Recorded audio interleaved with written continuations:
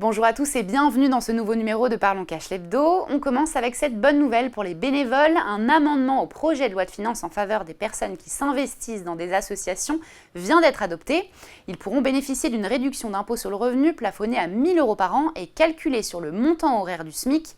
En cette période d'inflation et de crise du bénévolat, l'objectif est bien entendu de soutenir la vie associative.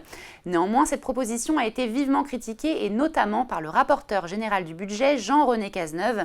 Selon lui, accorder un crédit d'impôt aux bénévoles serait contraire à l'idée même du bénévolat.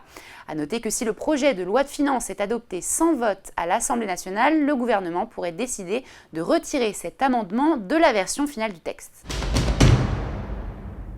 Et on poursuit avec la sobriété énergétique et cette autre bonne nouvelle, les Français ont réduit leur consommation d'électricité et de gaz de 12% par rapport à la période d'août 2018 à juillet 2019, dépassant même l'objectif initial de 10%. Et pour maintenir cette baisse et récompenser les Français, le gouvernement a annoncé de nouvelles mesures. Parmi elles, une aide à l'achat de thermostats connectés pouvant atteindre 80% du prix et sans condition de revenu. Les fournisseurs d'énergie ont quant à eux été encouragés à récompenser les utilisateurs les plus économes. Total Energy, par exemple, a d'ailleurs annoncé vouloir poursuivre son opération Bonus Conso. Les abonnés qui ont réduit d'au moins 5% leur consommation par rapport à l'année précédente pourraient donc encore bénéficier d'une prime de 30 à 120 €.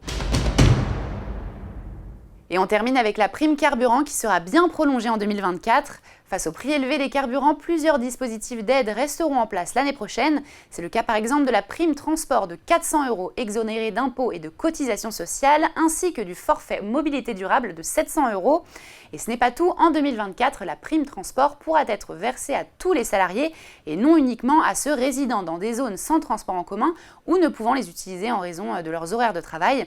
Enfin, dernier coup de pouce, les employeurs qui prennent en charge 75% des titres de transport public de leurs employés conserveront l'exonération de l'impôt sur le revenu. A noter quand même que ces incitations demeurent facultatives. Et voilà, Parlons Cash l'Hebdo, c'est fini. On se retrouve la semaine prochaine sur Boursorama.